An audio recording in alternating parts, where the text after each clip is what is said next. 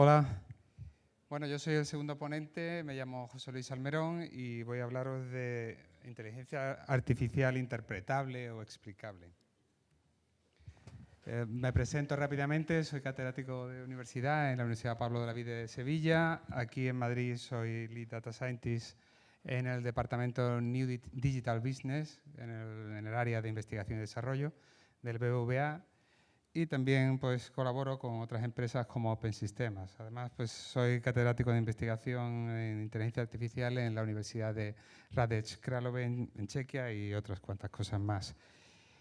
Bueno, mis principales intereses de investigación son la explicabilidad en modelos de inteligencia artificial, soft computing, computational intelligence, razonamiento aproximado, computación afectiva. Son el tipo de proyectos que he ido haciendo en todos estos años, ¿no? Y además, bueno, pues pertenezco a asociaciones científicas, etcétera. Ahí tenéis mi web, por si queréis ver algún detalle más. Bueno, el hecho de la interpretabilidad de los modelos de inteligencia artificial, la necesidad es relativamente reciente. Durante muchos años nos hemos centrado en desarrollar modelos que sean más precisos, que nos clasifiquen mejor, que predigan mejor, etcétera. Y la verdad es que tenemos un gran abanico de modelos con unas precisiones ya pues, bastante respetables, incluso con datos no balanceados, con datos con ruido, etcétera. Y muchos de vosotros pues, lo estáis usando en vuestro trabajo. ¿Qué ocurre ahora? Bueno, pues ahora tenemos el problema ético, legal, de tener que interpretar lo que hacen esos algoritmos. Incluso en algunos casos, por regulación, necesitamos explicar por qué se hace determinada acción. Si pensamos en la entidad financiera, pues hay una regulación europea y también americana que te dice que no puedes denegar un servicio financiero, sea cual sea, a una persona sin explicarle el porqué. Bueno, pues esto lleva a la industria a utilizar modelos, y ahora los veremos, que son intrínsecamente interpretables, que los podemos interpretar directamente, pero no son los más precisos ni aquellos que nos darán mejor resultado. Bueno, la interpretabilidad no solo es un tema de entidades financieras. En cualquiera de estos casos, pues hay unos ejemplos de varios tipos, de riesgo, de IoT, análisis de clientes, pues necesitamos interpretar por qué un dataset tiene esa dirección, por qué un modelo da ese resultado, y para ello necesitamos una serie de algoritmos que muchos de ellos se han desarrollado en los últimos años o se han complementado con investigaciones recientes, y algunas de ellas incluso desde BBVA pues las hemos publicado y ahora mismo están en revisión. Una de ellas con un coautor mío que se encuentra entre el público, lo veo sonreír. Bueno, estas son las tendencias tecnológicas en inteligencia artificial del año pasado, que es cuando empezó a entenderse la explicabilidad como una necesidad imperiosa, ¿no? Tenemos ahí, bueno, pues podéis ver las GANs también, Deep Reinforcement Learning, redes de cápsulas, modelos híbridos, el tan cacareado Machine Learning automático, que ya sabemos que no es automático y que tampoco es todo el Machine Learning, pero bueno, algo hace, ¿no? Los Digital Twins, etcétera, y aparece la explicabilidad en inteligencia artificial. ¿Qué es esto? ¿Cómo podemos explicar ese tipo de modelos? Bueno, lo podemos hacer de dos formas. En primer lugar, los pioneros en esto es DARPA. DARPA es una agencia americana de defensa que os sonará porque también fueron los que inventaron, o bueno, crearon Internet. Bueno, pues os podéis imaginar, el ejército americano tiene muchos recursos para esto y para más cosas. Pues este es el plan de trabajo que tienen en interpretabilidad o en explicabilidad dentro de DARPA. Es un plan muy ambicioso, obviamente tiene muchos recursos y abarca hasta 2021, como podéis ver. Empezó en 2017. Ellos tienen modelos que hacen de todo, desde drones automáticos, selección de objetivos, organización de tropas, etcétera. Pues todo eso obviamente necesitan tenerlo muy controlado, entre otras cosas porque hay vidas en juego, ¿no? Y ahí veis cómo en 2019 nos encontraríamos, según el plan de DARPA, o sea, DARPA se encontraría, si está siguiéndolo, pues alrededor de la mitad de lo que pretenden hacer. Aún así, algo han publicado, no mucho, pero algo han publicado y, bueno, se agradece, ¿no?, que una entidad militar pues dé algo a la comunidad. Aquí tenemos un poco cuáles son los 3 motivos, ¿no?, principales. Primero tenemos que entender cuál es el razonamiento para tomar una decisión. Si un modelo autónomo decide pues, atacar una posición o decide denegar un préstamo, ¿por qué se ha dado? Daos cuenta que hay un gran problema, sobre todo en Estados Unidos, en temas de raciales, de sesgos, incluso, por ejemplo, se considera, quizá en España no es un problema tan grave porque aquí estamos más mezclados en las ciudades, pero en Estados Unidos no se te puede dar un préstamo por tu código postal. Daos cuenta que allí los barrios son muy homogéneos. Todo el que vive en un barrio determinado pues tiene un nivel determinado, ¿no? E incluso una raza a veces determinada. Y si te lo deniegan por el código postal, pues estás cayendo en un sesgo racial o de pobreza o de algo similar. Bueno, pues todo esto es necesario para las entidades financieras. Tenemos que tener en cuenta transparencia porque tenemos que decir al regulador, en el caso financiero o en otros casos, tenemos que poder explicar por qué estamos haciendo determinadas cosas, qué método estamos usando. Y luego pues hay un componente matemático, obviamente, detrás de todas estas decisiones, ¿no? Ahí veis un ejemplo con una red neuronal profunda donde estamos simplemente evaluando la posibilidad de que sea o no cáncer de piel. Y estos serían los 2 procesos que se llevan a cabo teniendo en cuenta la explicación o no. El proceso de arriba es cómo se hace. Normalmente pues, se aprende del dataset con el modelo, se tiene el modelo resultante, se predice, en este caso es un gato o no lo es, ¿no? Y aquí nos estamos preguntando, nos preguntaríamos por qué hacemos esto, etcétera. Mientras que en el modelo, en la parte de abajo, que es hacia donde vamos, tenemos, además de ese modelo, una interfaz de explicabilidad que ya nos dice por qué no, en qué casos acierta, en qué casos no. También tenemos que tener en cuenta que la explicabilidad no es solamente para explicar por qué hace determinadas cosas, también para los data scientists les puede servir para entender si ese modelo está funcionando bien o no. Hay una doble utilidad de la explicabilidad. Bueno, aquí tenemos una serie de criterios para elegir algoritmos. En primer lugar, tenemos que pensar en la precisión. Hay algoritmos que son más precisos, pero que son muy difícilmente interpretables. Y hay otros que son no agnósticos al modelo. Es decir, tenemos métodos de interpretabilidad que dependen del modelo concreto, solo vale para ese modelo, mientras que para otro no vale. Y luego, para la selección de métodos de interpretabilidad, pues tendríamos que tener en cuenta cuáles son los específicos, cuáles son aquellos que son intrínsecamente interpretables, es decir, aquellos métodos que no necesitamos hacer nada extra, sino con lo que nos da el modelo ya lo podemos interpretar, y aquellos que son agnósticos. Es decir, es un método que yo puedo quitar ese modelo y poner otro y me lo sigue interpretando. Esos son obviamente los más versátiles y los más útiles. Luego la complejidad algorítmica. Si estamos utilizando en producción métodos de interpretabilidad, si me va a lastrar el resultado, pues tampoco es muy deseable. Y algunos de ellos pues sí tienen un retardo importante. Y luego la consistencia. Hay que tener en cuenta que a veces pues, interpretarlo con determinados métodos puede hacer que el resultado varíe. Bueno, aquí tenéis de nuevo cómo generalizamos el error y cómo incluimos la experiencia humana. Y a la derecha, más interesante, una comparativa de diferentes métodos, y ahí ponemos un eje cartesiano donde comparamos la explicabilidad con la precisión en la predicción. Aquellos que son más interpretables, ahí lo veis como por ejemplo los árboles de decisión o la regresión logística o regresión lineal, son más interpretables directamente, podemos ver los coeficientes y los coeficientes nos pueden representar la importancia que tiene cada una de las features. Pero su precisión no es muy grande. En cambio, si tenemos más precisión, pues ahí veis, por ejemplo, Deep Learning o máquinas de soporte vectorial o algo así, bueno, pues vemos que la explicabilidad baja muchísimo, puesto que observando el método, observando los pesos de una red profunda de 5 o 6 capas, no podemos interpretar nada. ¿Qué significa el cuarto neurón de la sexta capa? en una red densa. No significa nada, es una unidad de procesamiento, no tiene interpretación directa.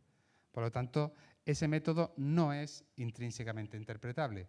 Necesitaríamos otro tipo de métodos. Bueno, aquí tenemos la división que hacemos. Tenemos dos alcances cuando buscamos métodos de explicabilidad, global y local. Ahora vamos a ver cada uno de ellos. Y estos métodos pueden ser intrínsecos o pueden ser agnósticos, es decir, específicos o agnósticos. ¿Qué significa global frente a local? Bueno, pues un método local es aquel que me está explicando una instancia. Esta transparencia, lo que está abajo está cambiado. La imagen de la derecha debería estar a la izquierda y al revés, pero la explicación está bien. Los métodos locales nos explican una instancia, es decir, si tenemos una tabla de datos, yo voy a explicar por qué una fila me da como resultado una clasificación determinada o una predicción determinada. En cambio, los métodos globales se centran en explicar el conjunto de features, básicamente, cómo afectan al dataset. ¿Vale? Son aproximaciones distintas. Para explicarle a un cliente por qué le hemos denegado un servicio financiero determinado, necesitaremos un método local, porque es una persona concreta. Pero para entender cómo estamos trabajando con ese dataset, cuáles son las features que más nos importan para todas las predicciones o para todas las clasificaciones, ahí sí necesitaremos un método global. No son excluyentes, son complementarios. Ahí podéis verlo también, la interpretación global abarca todo el dataset, mientras que la interpretación local se centra en un punto concreto, en una instancia, en una fila. Bueno, aquí podéis ver un método interpretable, tenemos el árbol de decisión, podemos recorrerlo a través de los nodos. Si esta variable tiene un valor de más allá, pues coge esta rama, si no, coge la otra y lo puedes recorrer y puedes interpretarlo directamente. No digo que sea cómodo, no lo es, pero se puede entender, que es el mismo caso que hablábamos antes de la regresión lineal, la regresión logística, que tiene una serie de pesos que afectan a las diferentes features. Pues también podemos interpretar. ¿Cuál es la feature que más importancia tiene para esta clasificación? Pues la que tenga el peso mayor. Otro tipo de métodos son los agnósticos, es decir, no están relacionados con el método que estemos usando. Aquí tenemos un ejemplo que se llama ICE, que son una serie de curvas. Además de ser un método agnóstico, es un método global, porque me analiza las features, cada una de las features. Si veis a la derecha, ese gráfico lo que me dice es cómo va variando el valor de la predicción, o de la clasificación, en este caso es predicción, variando una sola feature. Y veis que tiene un comportamiento que podéis ver que, bueno, que en general, esa línea amarilla que veis destacada es lo que se llama ICE centrado, que es como la media de todas las barras, ¿no? Y veis, aquellos que están por arriba siguen por arriba y los que están por abajo siguen por abajo. O sea, no hay cambios a partir de cierto valor. Así podemos interpretar la importancia de cada una de las features y cómo afecta su valor a una predicción. Lamentablemente, este método, pues, bueno, no existe la bala de plata, ya lo sabemos, no existe la bala de plata para nada. Y este método tiene varios problemas. Uno de ellos es que asume que las features son independientes, que no hay correlación alguna, lo cual es absolutamente irreal. No siempre, de hecho, en la mayoría de los casos, algún tipo de correlación hay. Por lo tanto, bueno, pues es un método, como yo digo, de los complementarios, ¿no? Podemos usarlo, nos aporta algo, pero tampoco es perfectamente fiable. Bueno, también otra incomodidad de este tipo de métodos es que veis que la gráfica está muy cargada. No podemos seguir a una instancia concreta. Estamos centrándonos solamente como método global. Y además, el único valor más útil es el centrado, que es el amarillo, que nos indica cuál es el comportamiento general medio de ese dataset. Aquí tenemos las explicaciones contrafactuales. Bueno, esto es un método local. Es un método para explicar una instancia, una fila. ¿Qué hacemos aquí?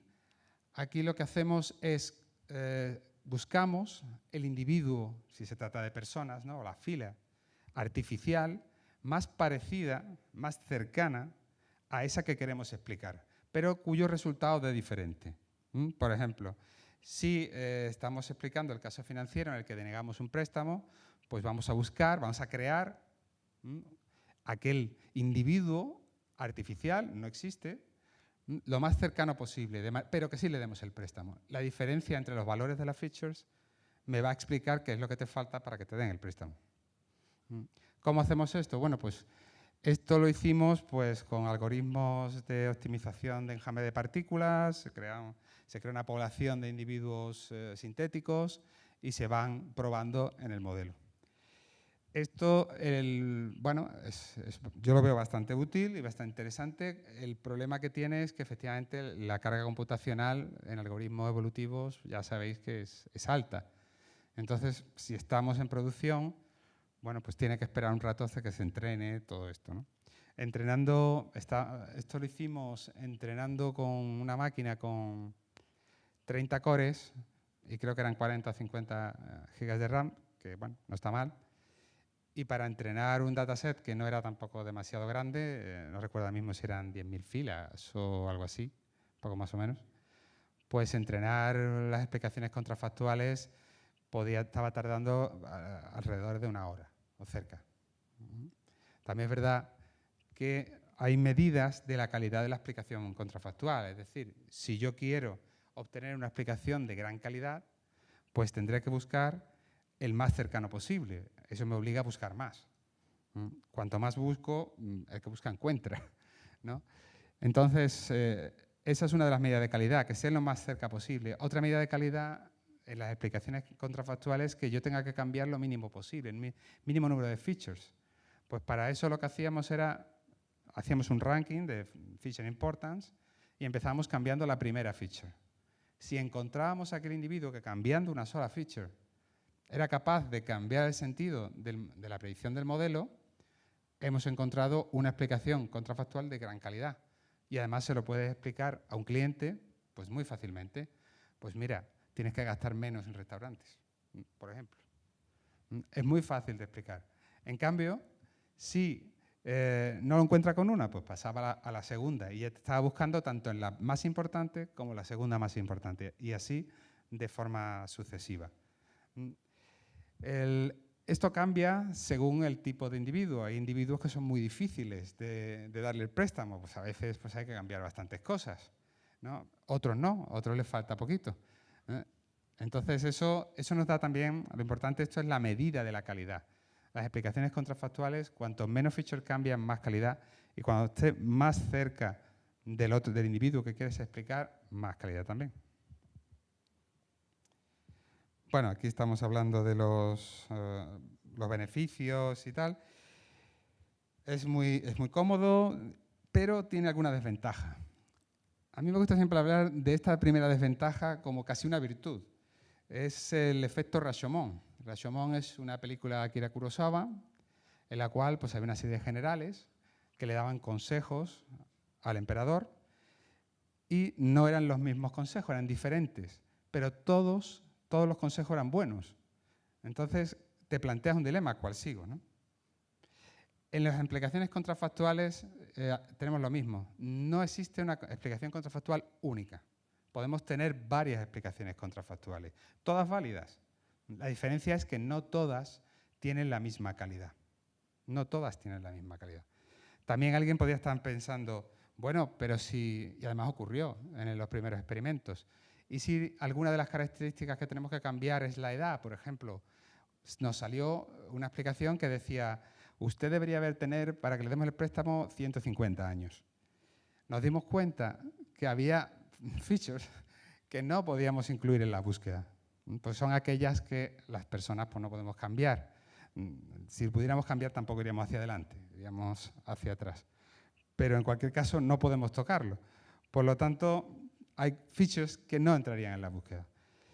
Teniendo esas features que podemos cambiar, si la primera de las explicaciones, o sea, la de más calidad, la más calidad que conseguimos no es suficiente para nuestro cliente, es decir, mira, es que yo esto no lo quiero cambiar, ¿puedo hacer otra cosa? No te preocupes, tengo otra. Tengo más explicaciones contrafactuales que son válidas también. Por lo tanto, lo que en principio podría ser una desventaja, que no existe una explicación única y concluyente, yo lo veo un poco como una virtud, sino que te doy una serie de opciones ordenadas por calidad y ya cada uno que elija lo que quiera en su casa. Aquí veis algunos ejemplos. La de arriba tiene mucha más calidad, evidentemente, porque solo tiene que cambiar una feature, mientras que en la de abajo pues, tiene que cambiar varias. Lo que ocurre es que a lo mejor cambiar varias, si son de determinado tipo, le resulta a una persona más fácil que cambiar una sola.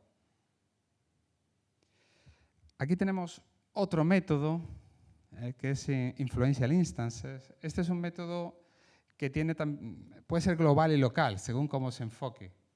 Este método lo que detecta en el dataset cuáles son aquellas instancias, aquellas filas que afectan en mayor grado al resultado para una persona. Buscamos el dataset, luego es global, pero al final lo podemos dirigir a una sola persona. ¿Cuál ha hecho que no te demos el préstamo? Por lo mejor hay varias personas, pocas, en un dataset grande, pues si quitamos esta te lo hubiéramos dado. Eso le sirve sobre todo para data scientists, pues que bueno, nos ayuda a comprender cómo es el dataset, los modelos y quizá a eliminar outliers. Porque si por 2 personas en un dataset de 100.000 no se le concede un préstamo a alguien, pues a lo mejor son esas 2 personas las que nos sobran, ¿no? Todo eso habría que evaluar. Bueno, el problema de este método es también la carga computacional, es muy grande. Hay una aproximación un poco más asequible para producción que se llama Influential Functions, que es una aproximación que simula la búsqueda de estas instancias influyentes. Aquí lo podéis ver, un ejemplo. En naranja se ve cuál es el que está influenciando sobre el azul, que es el que está debajo, puesto en un diagrama radial, ¿no? El resultado, efectivamente, fue rejected. Y luego aquí tenemos otro método, que este es el que usamos es uno de los papers que hemos sacado en el laboratorio, en NDB del BBVA, y es basado en Layer-Wise Relevant Propagation. Ahí lo que hemos hecho es, vamos a abrir la caja negra. Vamos a abrir la caja negra de Deep Learning. Deep Learning no es intrínsecamente interpretable. Si yo veo los pesos, no voy a entender por qué hace nada, en absoluto. Entonces, aparte de poder aplicarle otro tipo de métodos agnósticos, es decir, algunos de los que hemos hablado antes, como contrafactuales, etcétera, pues le puedo aplicar este. Lo que hago es buscar hacia atrás cuál es la importancia de cada uno de los nodos y capas en esa decisión. A partir de ahí puedo jugar con ello. Puedo encontrar nodos que me aportan muy poco, puedo encontrar incluso capas que no me aportan gran cosa. También me puede servir para depurar el modelo. Y un modelo de Deep Learning que ya sabemos que estamos usando capas a veces un poco con prueba y error, muchas veces. Bueno, y esto es lo que quería comentaros. No sé si me he quedado corto o largo, la verdad. Largo. Nada más. Está fenomenal de tiempo. Muchas gracias.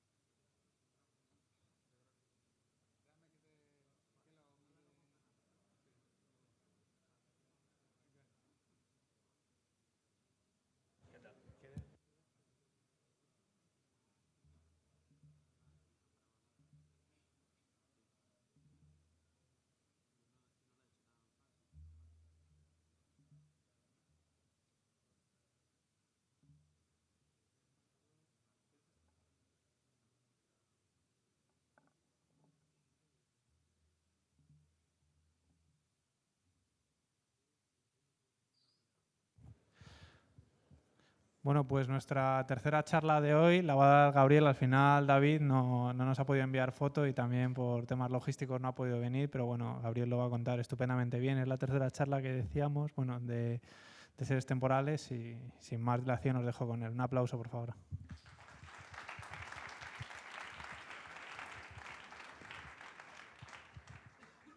Bueno, yo no esperaba un micro aquí hoy, así que voy a intentar contenerme y no cantaros alguna de Extremoduro o algo. Vale, pues bueno, yo vengo a hablar de métodos de modelado de series temporales multivariantes. Voy a hacer una introducción a los distintos paradigmas porque pues, en mi vida profesional, que he estado trabajando como Lead Data Scientist en Bankinter, aunque ahora David y yo estamos trabajando en la UPM, en proyectos de ingeniería, pues en ocasiones nos hemos dado cuenta de que gente muy formada, gente que incluso con doctorados en inteligencia artificial o relacionados con estadística, cuando poníamos pruebas para entrar a trabajar en Bankinter sobre modelos de series temporales, pues algunos conceptos básicos y algunas metodologías básicas no las aplicaban adecuadamente, ¿vale? Entonces, pues voy a empezar explicando lo que es un proceso estocástico. Un proceso estocástico, la definición matemática, es una secuencia de variables aleatorias que tienen un subíndice que puede ser continuo o discreto.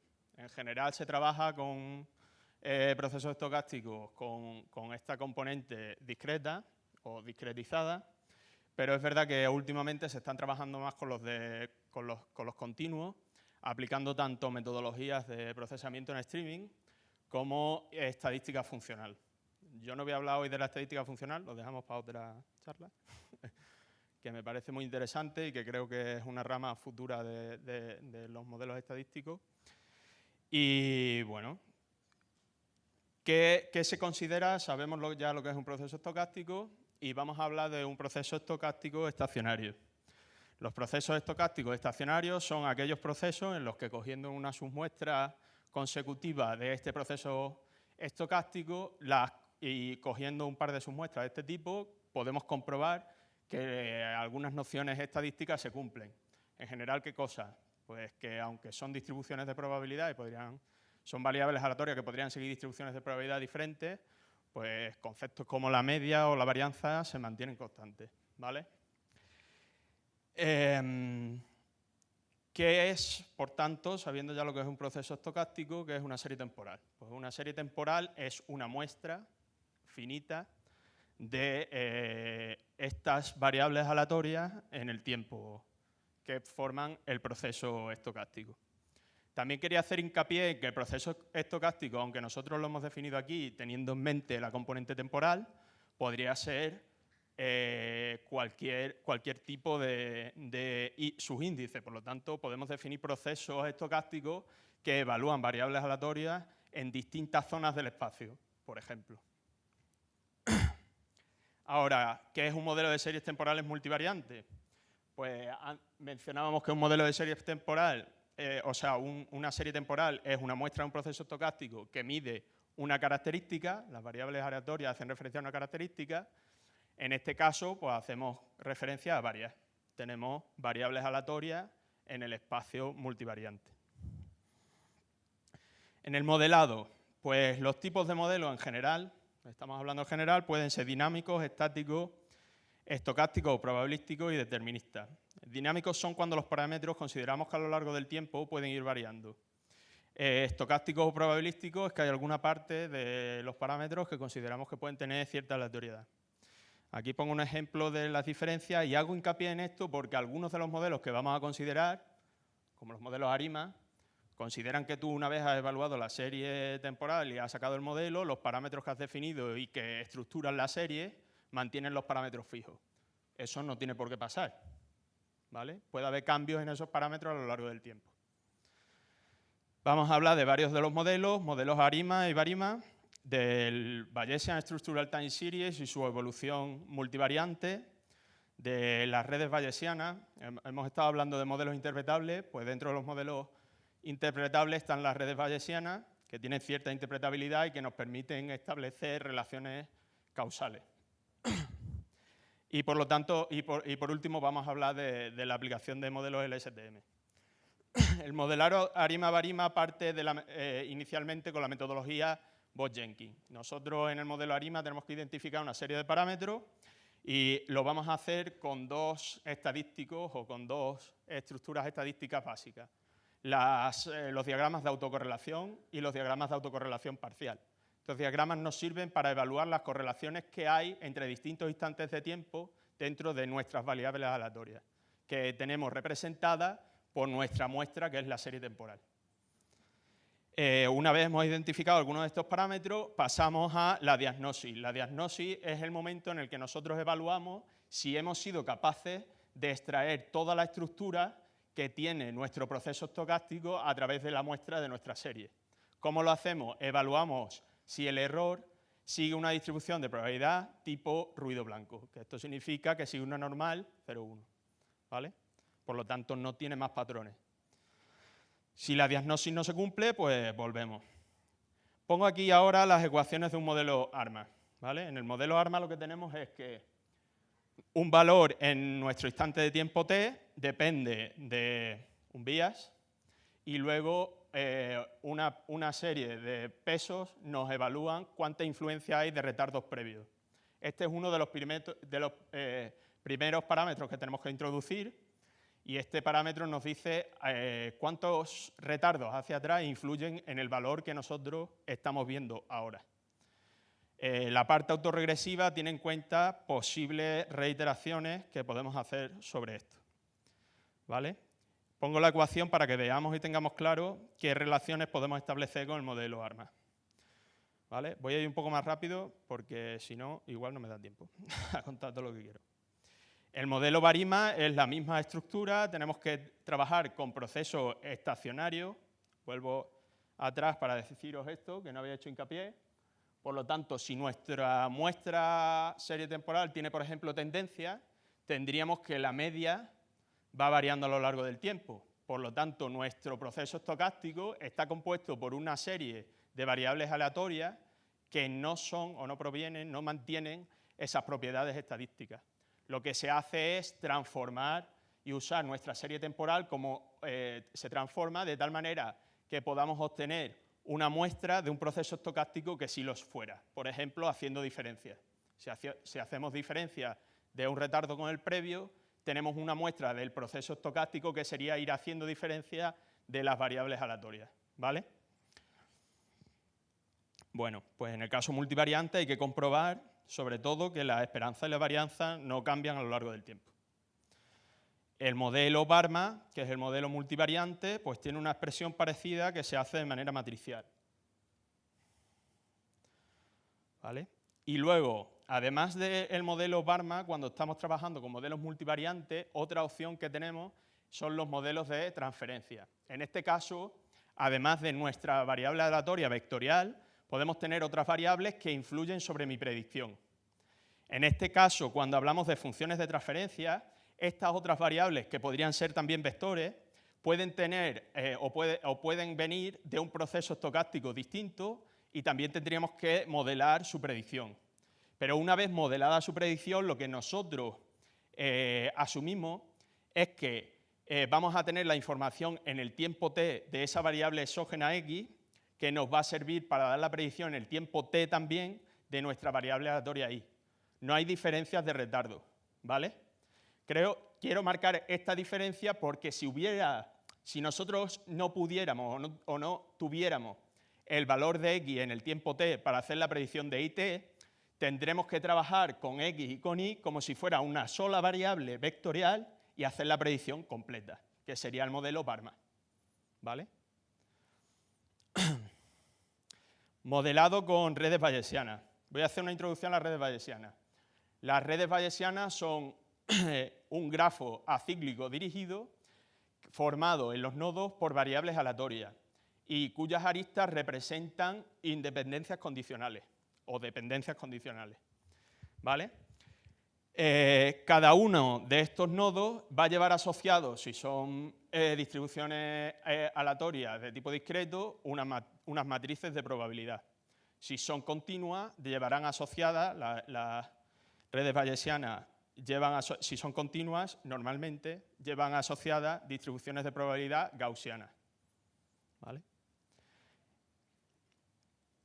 Y la relación que hay entre unas variables y otras lo que hacen es explicar y dar un valor a esa media a través de relaciones lineales. Un ejemplo, usando las variables que vamos a ver luego, pues nosotros vamos a trabajar con un ejemplo bancario. Tenemos liquidez, cobertura, morosidad, rentabilidad. Nosotros podemos construir este grafo en relación a las relaciones probabilísticas que se dan. Aquí podemos ver, por ejemplo, que tenemos relaciones de independencia condicional entre algunas de las variables y podemos, por lo tanto, factorizar nuestra distribución de probabilidad conjunta de esta manera. ¿Vale? Esto nos permite pensar en cómo podríamos modelar nosotros con una red bayesiana un proceso estocástico. ¿Esto cómo lo hacemos? Pues nosotros tendríamos el proceso estocástico, que es la secuencia de valores de variables, la probabilidad de estas variables aleatorias en su conjunto, las podemos modelar de esta forma. Esto se puede hacer de manera genérica. Yo puedo saber cuánto vale mi variable, o puedo dar una probabilidad de mi variable en el tiempo t, de 0 a t, haciendo esta factorización con el pi 0 y las probabilidades condicionadas de cada t con respecto a sus previos. ¿Vale? ¿Qué es lo que pasa? Que yo puedo hacer algunas suposiciones. Una de ellas es la suposición de Markov. Aquí lo que estoy diciendo es que mi valor futuro es independiente del pasado sabiendo el presente. Eso puede sonar razonable, pero en muchos casos no ocurre, ¿vale? Pero es una suposición que en algunos de los modelos que se aplican con redes bayesianas se hace. Por ejemplo, en los procesos de Markov, ¿vale? De esta manera, la factorización se simplifica, porque aquí ya no tenemos todo el histórico anterior, sino simplemente el último valor. Otra de las asunciones que se puede hacer es que la variable aleatoria, o sea, esta relación entre la variable aleatoria que medimos en un tiempo y el posterior se mantiene constante a lo largo del tiempo. ¿Vale? Esto tampoco tiene por qué pasar. Si nosotros hacemos estas suposiciones, teniendo en cuenta las variables con las que estamos trabajando, el modelo predictivo de series temporales que nosotros podríamos formular con una red bayesiana es este. ¿Vale? Nosotros tenemos nuestra variable objetivo, es la liquidez, la queremos predecir, hemos metido aquí una estructura de la red y lo que sabemos es que podemos conocer o tenemos alguna probabilidad condicionada de conocer esta variable que es a través del instante anterior de la variable. Pero como vemos, no tenemos más time slice hacia atrás que no sean necesarios. ¿Vale? Y asumimos que podemos construir con esta manera, haciendo muestras con los datos actuales y sus retardos, somos capaces de establecer cuál es la relación que se dan en nuestros datos, cuál es el proceso estocástico que define nuestra muestra. Pero esto no es verdad. Entonces, ¿qué es lo que se puede hacer? Bueno, en primer lugar, aquí no hemos metido relaciones en cada capa entre las neuronas. Nosotros aquí introducimos las que hemos evaluado en el primer paso, donde no teníamos modelo de series temporales, y ahora podemos introducirlas aquí en cada capa, porque sabemos que estas relaciones en cada instante de tiempo se dan. ¿Vale? Una vez introducido esto, podemos plantearnos meter más time slice hacia atrás. Estoy hablando de varios ejemplos de estructuras de series temporales con redes bayesianas. Aquí, por ejemplo, os puede llamar la atención que no hemos establecido una relación entre las predicciones, o sea, entre la variable que para nosotros es importante y en la que más queremos, en la que queremos hacer hincapié. ¿Vale? Esto también se puede asumir, que aquí lo que estamos asumiendo es que la relación que pueda haber entre esta variable y esta viene introducida por esta otra a lo largo del tiempo. ¿Vale? Bueno, esto puede pasar si pensamos en una situación espacial, pues podemos tener en cuenta, o por ejemplo esta variable fuera la velocidad, pues tenemos que tener en cuenta la aceleración, y a través de la aceleración es posible que nosotros podamos saber esta variable. No sé, por poner algún ejemplo, que igual no es mejor. ¿Qué pasa si ahora lo queremos hacer multivariante? Pues nosotros vamos a medir estas variables sobre varios bancos, ¿vale? Pues entonces lo que haríamos es trabajar con cada una de estas variables de manera vectorial. Aquí le he añadido el superíndice B, que significa que estas son vectores que tienen un valor para cada uno de los bancos que vamos a evaluar. ¿Vale? Estoy hablando ya, lo he hecho de manera genérica, estoy hablando ya del problema, que luego lo introduciré, por ir metiéndolo. ¿Qué diferencia veis de aquí a aquí? Pues de aquí a aquí hemos asumido, metiendo vectores, hemos asumido que los valores que toma cada una de estas variables para cada uno de los bancos son independientes entre sí, porque no hemos metido relaciones probabilísticas entre ellas. Eso no tiene por qué pasar, ¿vale? Entonces, nosotros, el modelo final que hemos definido, sí que hay relaciones. Son esas flechas verdes, tenemos el banco 1 arriba, el banco 2 abajo, y sabemos que hay relaciones entre algunas de las variables de un banco a otro.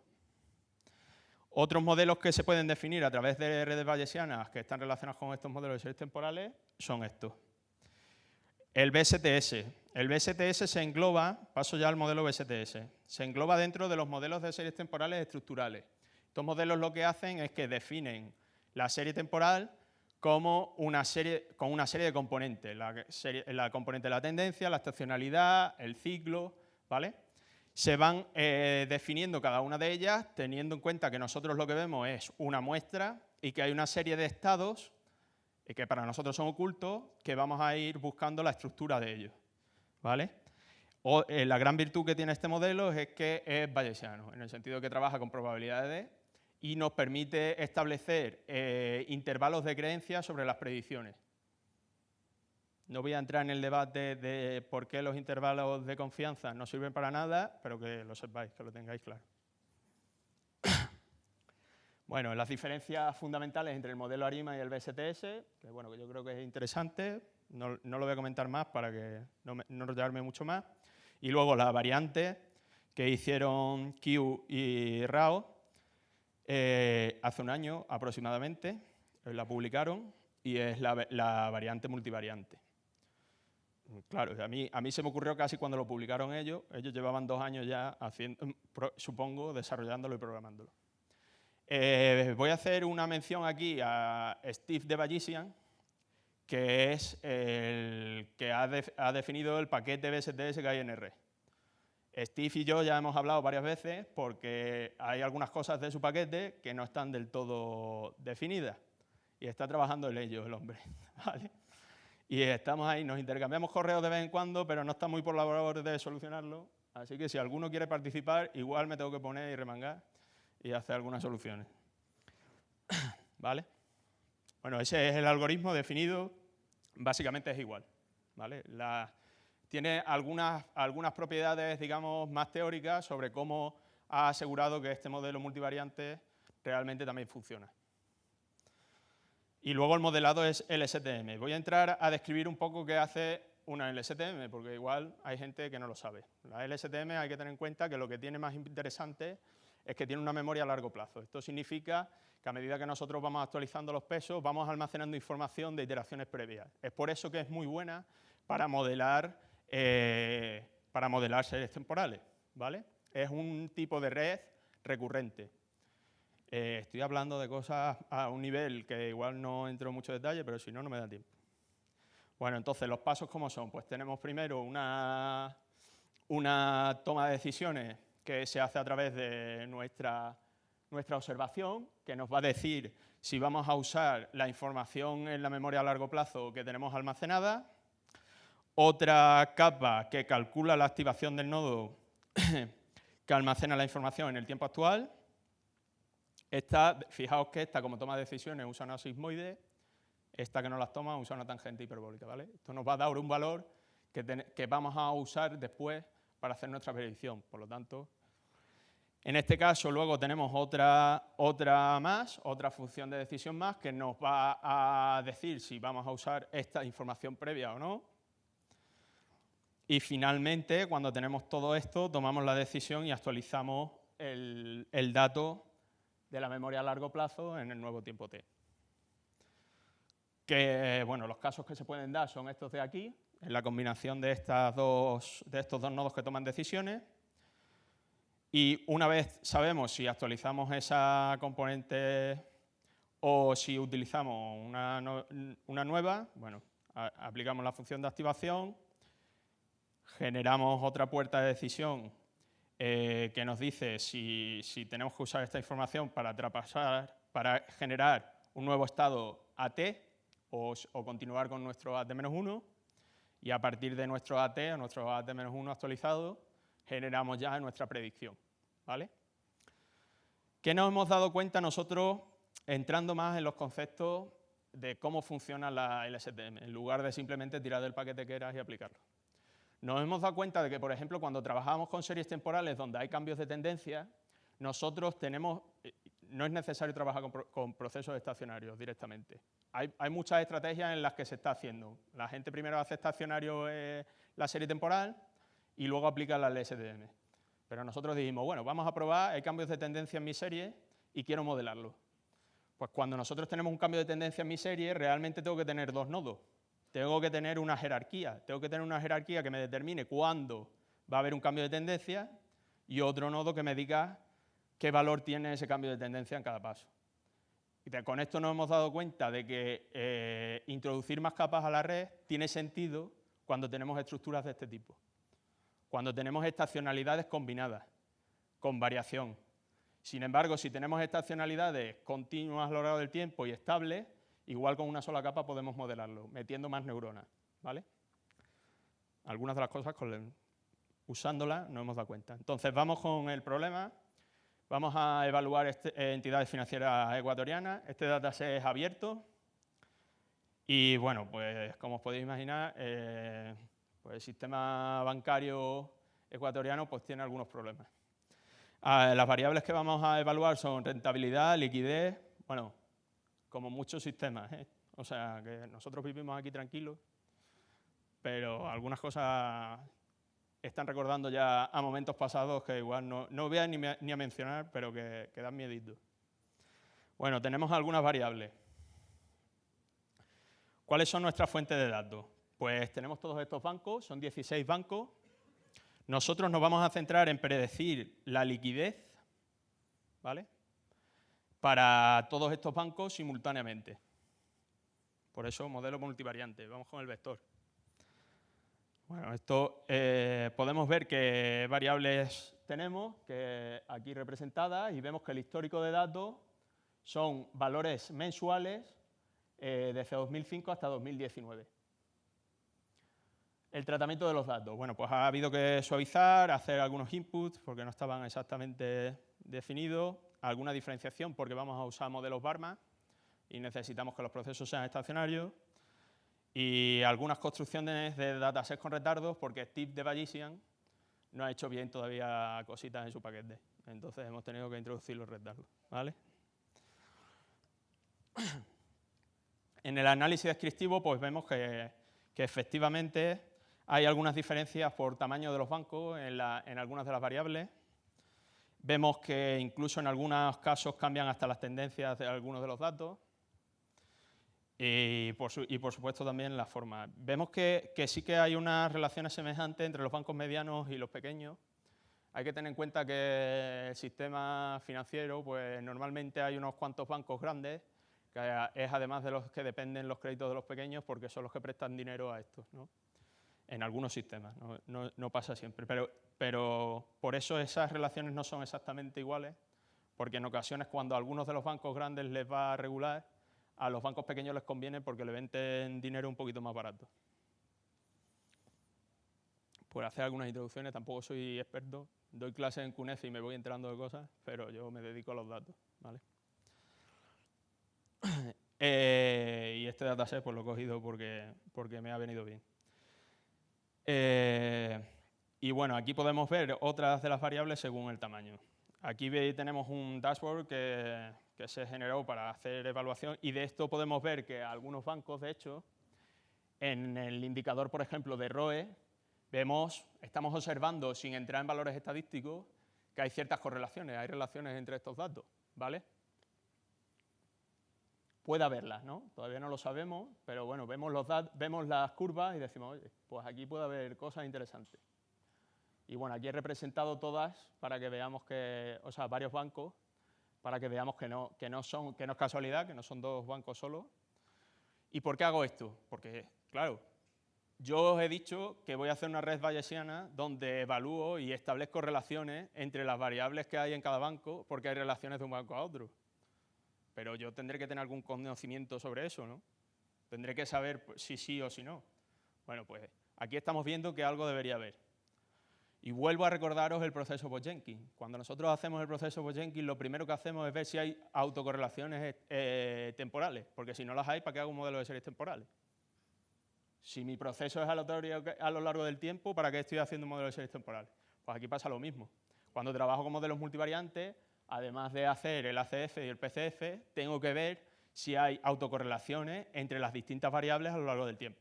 Ahora veremos que en algún gráfico que he cogido algún ejemplo en el que se ve que efectivamente existen.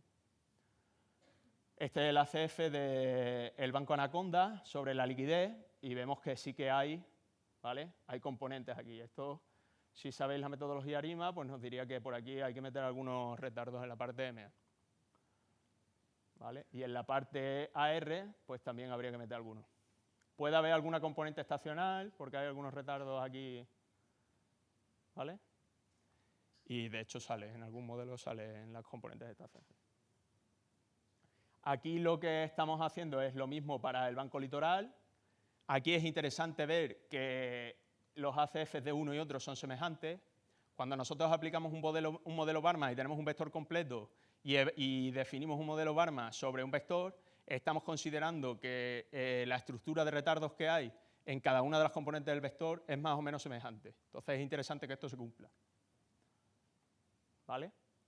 Y finalmente establezco la relación que hay entre litoral, daos cuenta de que he hecho las diferencias, entre el valor, estos son los valores litoral y de Amazonas, y veremos finalmente cómo se dan relaciones entre ellos también. ¿Vale? Bueno, continúo. Caso práctico, ¿qué alternativas tengo? Ya hemos visto los datos y tenemos varias alternativas de modelado. Una alternativa es el modelado univariante. Yo cojo mi liquidez y hago el modelo con mi liquidez para cada banco. Hago 16 modelos. Otra alternativa es hacer el modelo de mi liquidez para cada banco usando variables exógenas que también me pueden servir. ¿Vale? Otra posibilidad es introducir información del resto de bancos de las otras variables. Fijaos que ahora he fijado el tiempo t porque lo que asumo es que esa información la tengo, no la voy a tener que modelar. Nosotros nos vamos a quedar con el modelo multivariante. Aquí lo que hacemos es, podemos hacerlo solo con L, nosotros lo vamos a hacer con todas las variables, y lo que estamos diciendo aquí es que no conocemos el valor de t de ninguna de las variables y queremos modelarlo de manera conjunta. He puesto una F en vez del modelo lineal clásico de los modelos ARMA porque como vamos a aplicar otros modelos, como el LSTM, estamos buscando relaciones más allá de la línea. Resultados multivariantes. Bueno, aquí lo que comentaba, aquí estamos viendo la correlación que hay entre Amazonas y litoral en distintos retardos. Como veis, hay valores que se salen de la franja, por lo tanto, bueno, esta franja es de decir que se genera de manera frecuentista. Yo no debería creérmela, pero ya sabéis, es la metodología clásica y se aplica. Y para la gente que sabe un poco de esto y que pueda entender lo que estamos haciendo. Entonces, aquí, ¿qué es lo que nos dice? Pues que realmente la variable de liquidez sí que tiene una relación entre los bancos y es interesante modelarla. ¿Vale? Aquí otra forma de calcular esta correlación. Y aquí vamos con las predicciones. Este es el modelo predictivo para la liquidez de Amazonas usando redes bayesianas gaussianas dinámicas. Aquí lo que vemos es en verde el ajuste de los datos y en rojo la predicción. Como vemos, da unos resultados razonables. Es verdad que hay algunos picos, ¿vale? Pero coge bastante bien la forma y en algunos picos además los coge de manera bastante adecuada. Cuando aplicamos el multivariate BSTS, pues obtenemos unos resultados semejantes, pero que parece que fitean un poquito mejor. No tienen esos picos tan elevados que se salen un poco de rango, ¿vale? Bueno, aquí no he metido el intervalo de creencia, que es muy interesante ver, porque realmente aquí lo que estamos haciendo es con MCMC simular varios valores para cada instante de tiempo y coger la media o la mediana. En este caso, el resultado óptimo era con la media. Aquí tenemos el mismo caso, o sea, el mismo modelo, el de Dynamic Bayesian Network, con el Banco Litoral y aquí con el Multivariate BSTS. Si os fijáis, pues predice bastante bien. Hemos dejado 12 meses fuera y los predice bastante adecuadamente. Vamos a ver también la distribución de los errores. Con las LSTM, hoy me he dado cuenta de que había cometido un error y había metido más instantes de evaluación. Pido disculpas por eso, pero si nos fijamos, es verdad que ajustan un poco peor. También es verdad que hemos comprobado que a instantes de tiempo más a largo plazo, estos modelos se suelen desviar porque no pillan bien algunos cambios, mientras que la LSTM, al cabo del tiempo, es capaz de hacerlo. Aunque veremos aquí un caso donde se desvía significativamente por el uso de los retardos, ¿no? Está usando la memoria a largo plazo, entendemos que está usando la memoria a largo plazo, que le estaba diciendo que había una tendencia creciente, y tarda en darse cuenta de que esa tendencia realmente ha cambiado. Esta es la estructura de la red y los errores, la distribución de los errores en MAPE, que podemos ver que en muchos casos la LSTM funciona bastante bien, ¿vale? Y en otros casos, en comparación con en general, en comparación con los modelos univariantes, funciona mucho mejor. He hecho esta comparación, cuando nosotros hacemos los modelos multivariantes, comparamos el error contra el vector completo, pero para poder comparar con los modelos univariantes, he separado los errores por entidades financieras, ¿vale? Con el RMSE, pues vemos casos similares. ¿Qué conclusiones hemos sacado? Bueno, las he ido comentando, ¿vale? Que el modelo, bueno, lo primero que Ecuador tiene algunos problemas, ¿vale? Y que la tendencia parece que no va a cambiar. Luego, otra de las cosas interesantes, que el modelo univariante pues, puede funcionar bien, pero que hay estructuras sobre el sistema que lógicamente no pilla porque no está estudiando las relaciones entre las variables que medimos. Luego que las redes bayesianas, tal y como están construidas, nos permiten establecer esas relaciones a lo largo del tiempo y entre las variables, que es muy interesante, comentando sobre la explicabilidad que nos han comentado en la charla anterior, pues nos permite hacerlo. Y bueno, los próximos pasos. Las librerías que he usado, no he metido la de Steve de Bayesian porque me tiene muy enfadado. Y estos son los libros que uso como referencia. Este me parece muy interesante a nivel práctico para familiarizarte con las librerías y demás.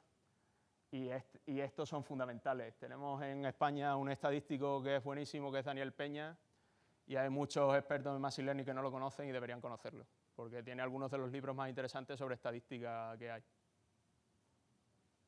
Y nada, muchas gracias a todos.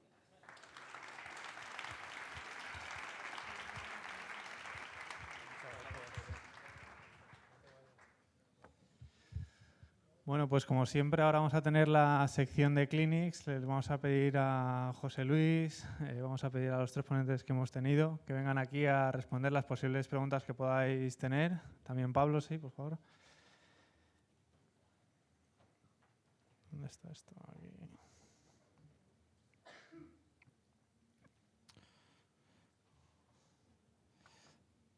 Vale, como siempre, si queréis hacer cualquier consulta, nos vamos a pasar ahora con el micro. Os voy a dejar aquí un micro a vosotros. No sé si alguien tiene alguna consulta o no. Yo, bueno, lanzo la primera mientras me muevo por el público. Yo quería hacer la primera para Pablo. Hemos visto un montón de GANs, creo que lo has comentado, que han ido evolucionando, que no es que haya una mejor para...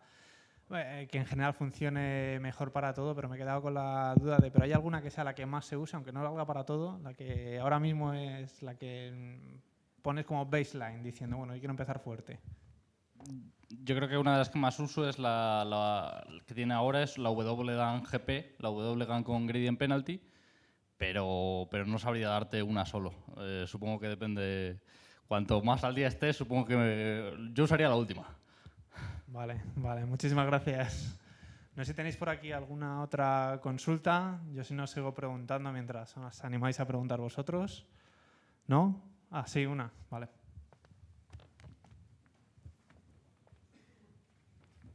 Yo luego respondo preguntas, pero tomando cerveza, igual os canto Extremoduro. O sea que igual el Hola. momento ahora. Sobre las GANs, el índice de perplejidad ¿por qué no podemos pasarle las imágenes originales al índice de perplejidad? O sea, que nos... ¿A cuál? ¿Al primero o al Inception Score? Perdón, el Inception, disculpa, me he confundido, el Inception. ¿Que por qué no puedes pasarle las imágenes originales? Sí, Sí puedes. Y es una cosa muy interesante. Es decir, puedes obtener una métrica, un Inception Score, para el cual conseguirían unas imágenes Sí. verdaderamente reales. exacto. Exacto. ¿Y por qué ese Inception Score no es válido? O sea, el trade-off entre originalidad y verosimilitud, ¿cómo se determina en este score? Lo que hace, o sea, la probabilidad condicional que nos saca, si una imagen está muy bien definida, en un clasificador multiclass va a estar muy decantada una clase. Sí, Claro, y entonces, si calculas, lo que hacen es calcular la curva Kleiber entre esa probabilidad de una imagen con la marginal de todas las clases. Entonces, para una sola imagen, si la imagen está bien definida, la probabilidad va a estar muy decantada para una clase. Y si la GAN saca variedad para un conjunto de imágenes, la probabilidad va a estar muy equitativamente. Ajá, Entonces, lo que hace es calcula la divergencia entre la probabilidad marginal de una, o sea, la probabilidad marginal de todas y la de una en concreto. vale. Pero esto para todas, claro. Vale, entiendo. Hace la expectación. Vale, gracias. Sí. ¿Había otra pregunta por aquí? ¿Me ha parecido? Ahí. Vale.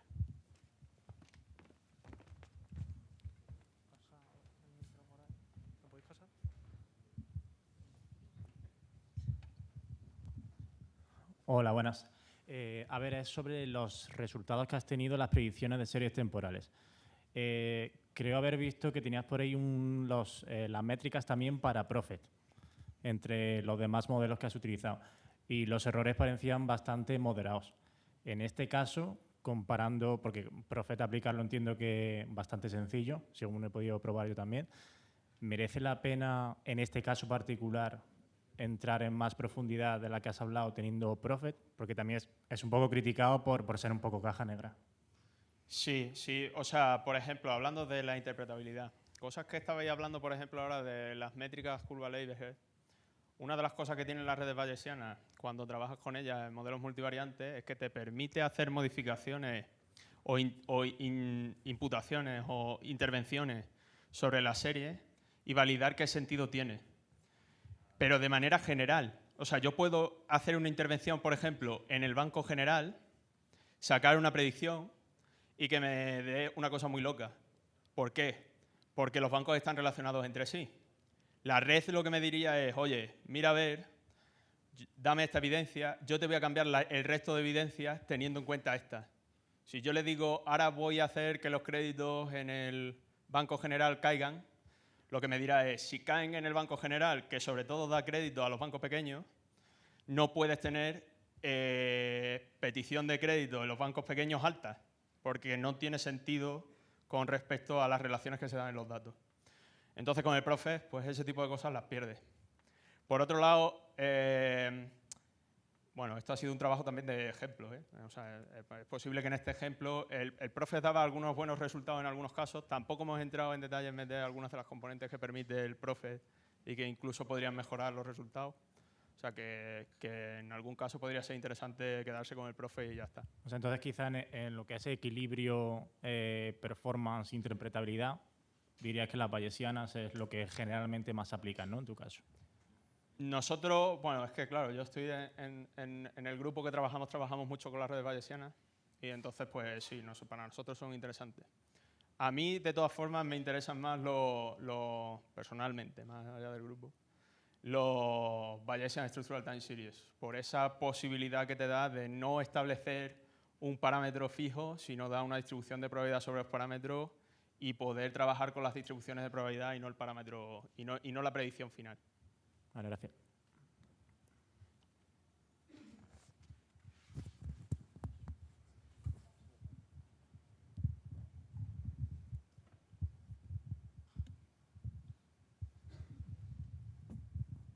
No sé si hay alguna pregunta que... Sí, bueno.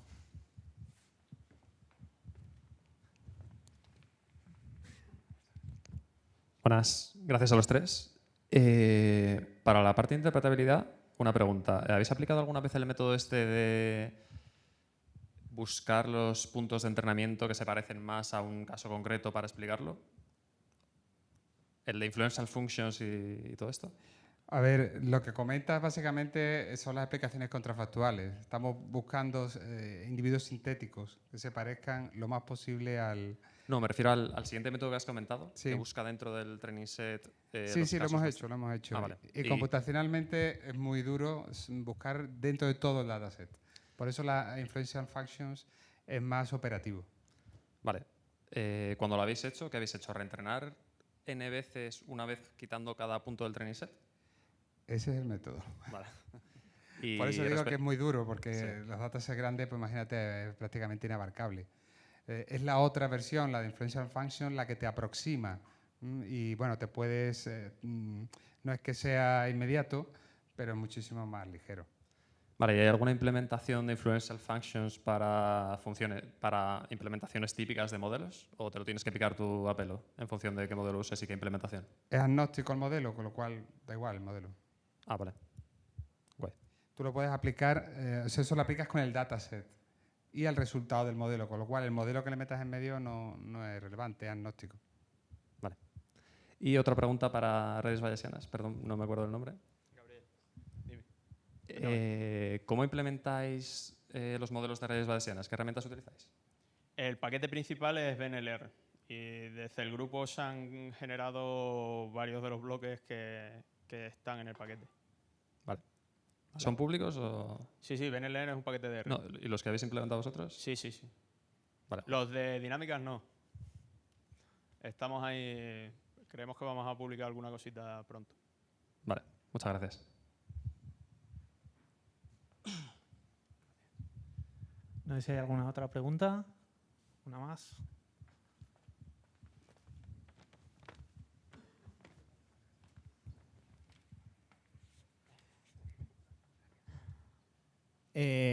Bueno, es una pregunta para redes bayesianas. Otra vez. No sé si cuantificasteis de alguna manera los resultados que producía un simple modelo de persistencia en este caso.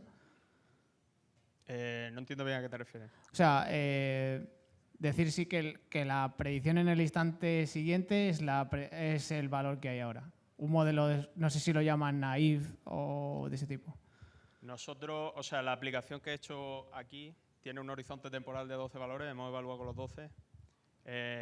Hemos trabajado el modelo de redes bayesianas, que aunque he hablado del Bayesian Structural Anti-Series, que da esas distribuciones de probabilidad, el de redes bayesianas, que también se emplea a través de MCMC, también da distintas soluciones y hemos evaluado cómo se mueven las soluciones en el error. O sea, no lo he puesto, pero sí podemos dar intervalos de verosimilitud para los valores también. No sé si te refieres a eso. Sí, gracias.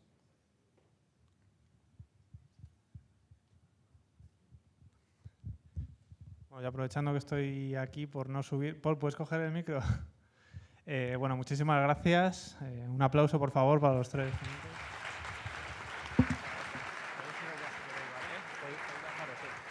Vale, bueno, ahora ya la última parte, no sé si la más interesante, pero ya la final. Vamos a hacer el sorteo, como siempre solemos hacer, unos premios. Tenemos nosotros también un Kahoot.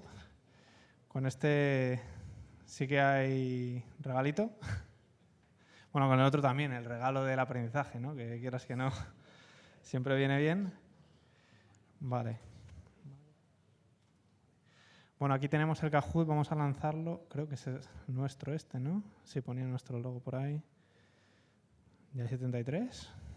No, vale. Vale, aquí os vamos a hacer simplemente 4 o 5 preguntas bastante facilorras. Si habéis prestado un poco de atención, o si no, bueno, al azar, tampoco hay que ser un genio. Creo que sí. Sí. Vale. 42, 43. Y como ya sabéis, bueno, pues los 3 mejores van a tener un regalito, que en este caso es el mismo de la otra vez. Es un Google Home, esperamos que que lo disfrutéis, los que lo ganéis. Vamos a esperar un poquito más.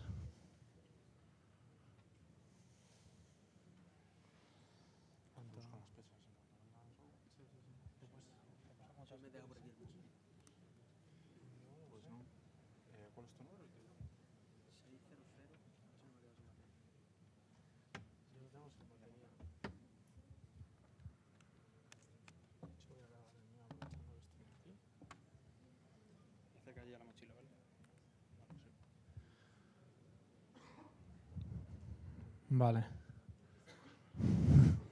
¿Alguno más se apunta? No hacemos nada.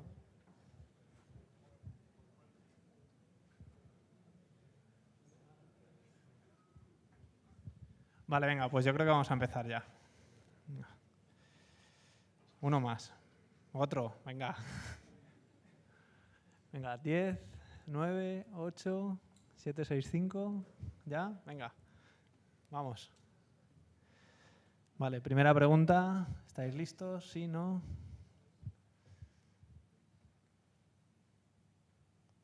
Vale. La nueva ciudad que vamos a tener ahora en Spain ahí, lo hemos comentado al principio. Hay 3 que ya estaban antes en la red. Hay una que va a lanzar evento en octubre.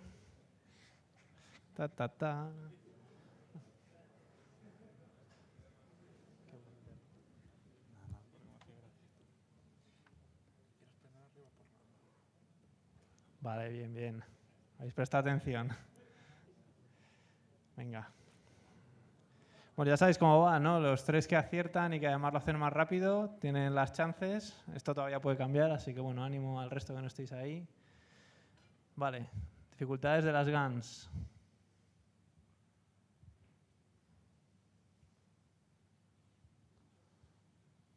Hay 3 posibles.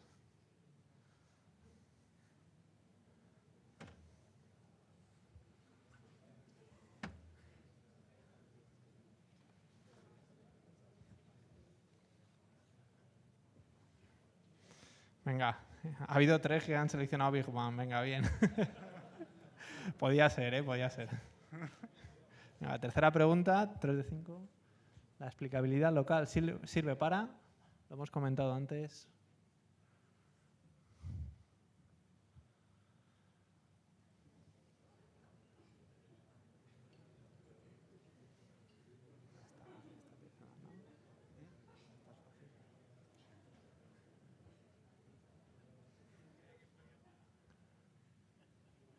Bueno, esto es como el examen de conducir, ¿no? Si coges la más larga, lo aciertas. Vale, venga. Cuarta pregunta. ¿Cómo se denomina el proceso que valida el modelo ajustado de la estructura de la serie?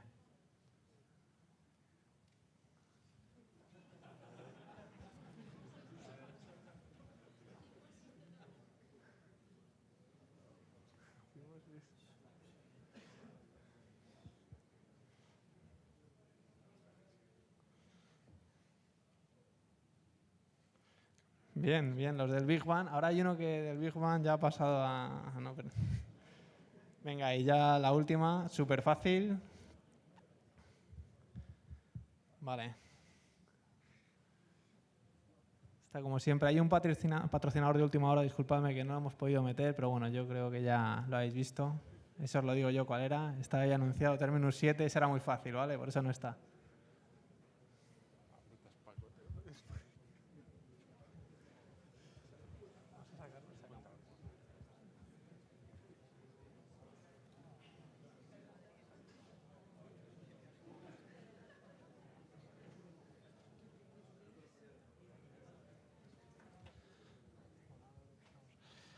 Vale, bueno, pues estos son los 3 afortunados. Podéis bajar por aquí. Os daremos... Tenéis que enseñarnos el móvil, ¿vale? O sea, no salgáis ni nada del móvil. Vale, solo una cosa. Por aquí teníamos un móvil, no sé si lo habéis visto. Creo que se nos ha caído.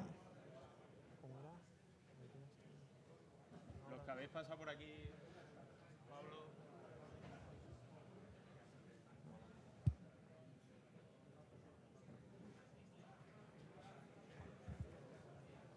Vale. Fuerte aplauso. Venga, lo más rápido.